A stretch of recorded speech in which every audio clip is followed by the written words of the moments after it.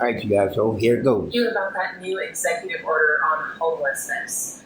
And if you aren't interested because you aren't homeless, I would like to draw your attention to some of the other updates we had last week, where we talked about the pending cuts to Section 8 and other major housing programs. Unfortunately, there is a chance that this is going to affect a lot more people than you might expect. So we'd like to dive in and talk to you today about who could be affected by this, what it's going to do, and what those changes are going to look like. So without further ado, let's jump in here and talk about this. So on July 24th, the White House issued a new executive order called Ending Crime and Disorder on America's Streets. This order affects how cities handle those who are homeless. Among many other things, this order is going to end support for Housing First programs, which are the sort of programs that usually are used for rapid rehousing for people who have been homeless and maybe struggling with mental illness or substance abuse, against them housed first before those treatments are required.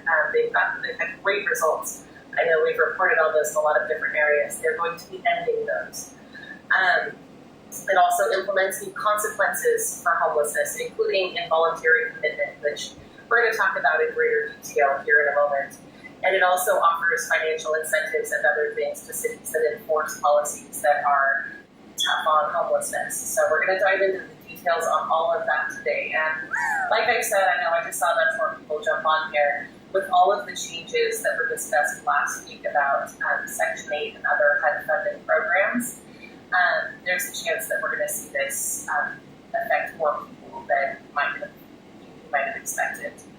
Now, this executive order includes a lot of different information, and I just wanted to read you some of these quotes really quickly because it kind of frames why they're implementing these changes. So they're blaming endemic vagrancy for disorderly behavior, sudden confrontations, violence, attacks. They're saying the streets are unsafe due to people who have been homeless, and they're claiming that the overwhelming majority of these people are addicted to drugs, have mental health conditions, or both.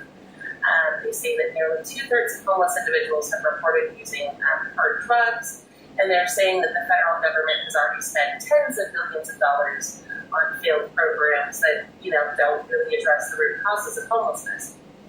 So that's the argument they're making for some of these changes. But like we've seen a lot in recent months and honestly recent years, as things have just become more and more politically extreme, the cause is one thing, and then we often see differences in the details, things that we didn't expect to see there. So let's dive in and look at what this actually is talking about.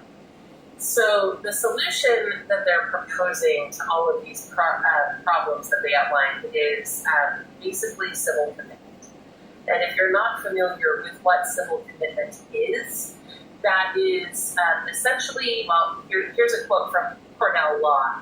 It says, involuntary civil commitment refers to the legal process by which individuals are admitted into a treatment facility or supervised outpatient treatment against their wishes. So we are talking about people being forced into treatment or other facilities to get them off the streets, regardless of whether or not that's what they wish to do. This quote on top here is direct from the executive order. I took this quote from the White House website, where they said, shifting homeless individuals into long-term institutional settings for humane treatment through the appropriate use of civil commitment will restore public order. So this is the plan. Here is this civil commitment. And there's a lot of ways they're going to go about that, and we're going to talk more about that in just a moment. More clarification on what civil commitment is, though, because if you're like me, this is not something that I had really thought of or really understood before. This quote comes from Anoka County, Minnesota, and it says, the commitment process may result in the person being confined in a state-operated facility, community hospital, or community treatment center, or it may result in court-ordered treatment on an outpatient basis, depending on what is most appropriate. So it looks like there is some options and some discretion. Okay, so that nutcase in the White House just signed an executive order to basically punish homelessness.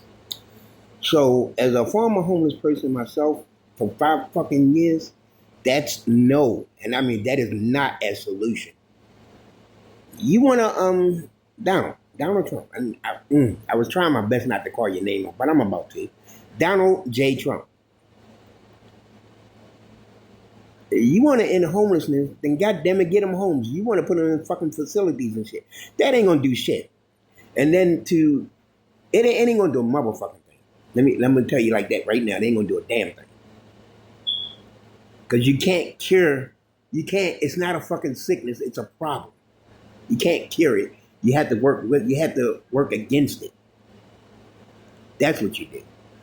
You can't cure it like it's a damn disease. Like you want to put people in facilities and hope and pray they come out better. No, that's not how it helps. You want to cure homelessness, or as you would put it, you want to stop homelessness? Find them homes. That's what you do. Find them homes. Anyway, y'all, that just kind of got to me and pissed me off. So I had to say what I had to say. Also, let me say this real quick.